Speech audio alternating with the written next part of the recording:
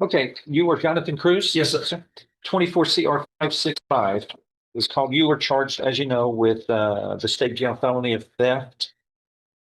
And then the indictment goes on to allege you have 2 prior convictions of state jails, and then this state jail felony then becomes a 3rd-degree felony or punishment. Yes. If all of this is true, if you're found guilty. And then you're looking at no less than 2, no more than 10 years confinement in prison and a fine up to $10,000. You understand? Yes, sir. All right. So here, Mr. Wilkerson has been your attorney. Are you detained on this? Appointed, Your Honor. Appointed. All right. Go ahead. You filed a motion to withdraw. Yes. Here on August 21st. Go ahead. Your Honor, so in this case, we have endeavored to satisfy all of Mr. Cruz's requests and representations exhaustively, from contacting parole officers at his request because of a revocation warrant on file. You do a good job. You are pretty intent on taking care of business. To issuing subpoenas to phone carriers in a number of other locations.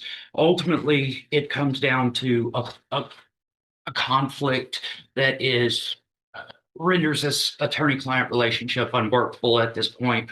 There are issues ranging from allegations that the dates on various offense reports or rental contracts or things of that nature are wrong to even more in-depth issues.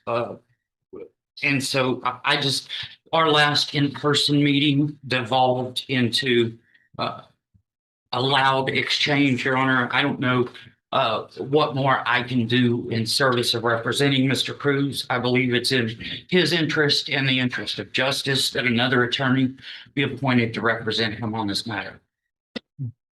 Okay, so what happened? What's the blow up that happened on the last? Because I don't expect defendants to be mistreated, and I certainly don't expect my lawyers to be mistreated. Yes, sir. That will have severe sanctions. I can hold people in contempt of court because attorneys are going to quit wanting to represent people, and then good luck with the Constitution then if you can't be civil with a person who's working for your best interests. So, and he's saying what he's saying.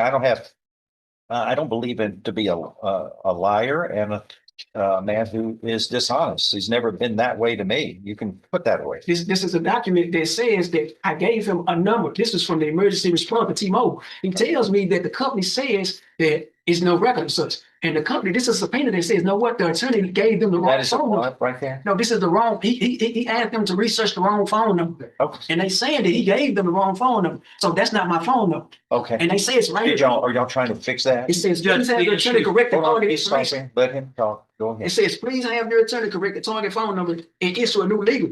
Okay. So they saying that I have a phone number with you. Okay. But relax. Let me look at this. This is on August 11th. Yeah.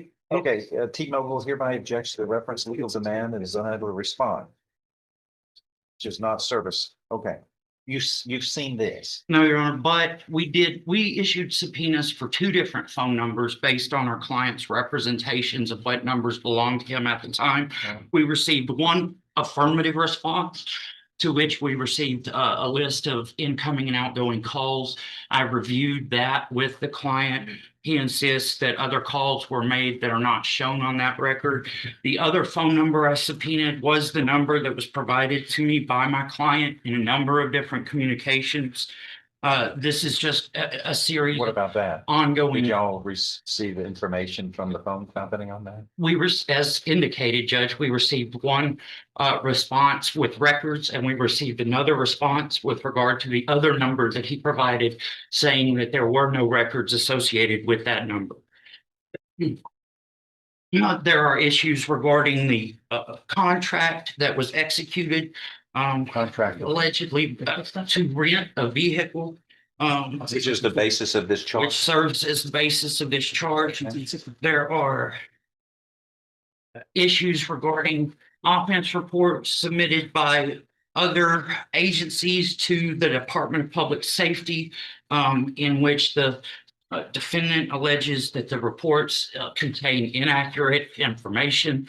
It's not a workable relationship, Your Honor, and I would just again urge the court to appoint a different lawyer, perhaps who might be able to communicate with this defendant in a way that I seem not to be able to do. Judge Stevens, with all respect, sir, this is what I want to, this is what I this is what I seriously need. I want him to show you one document from the text dot police, from the text dot division. I was in an accident with Enterprise Run. I was hit in the vehicle.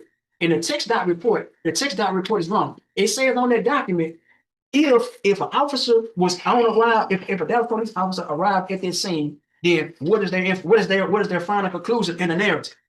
It says that an officer is flagged down, which means I called Dallas police, which means Dallas police to have a police report. He's going to text dot instead of Dallas police. You have Dallas County Sheriff that recovered the vehicle, and then you have Dallas police who actually wrote the dude that hit the Enterprise rental car called driver's side and passenger side damage to the car. I had counsel, I beat counsel in here, and I had a left hip injury. I'm trying to get, and then he tell me this.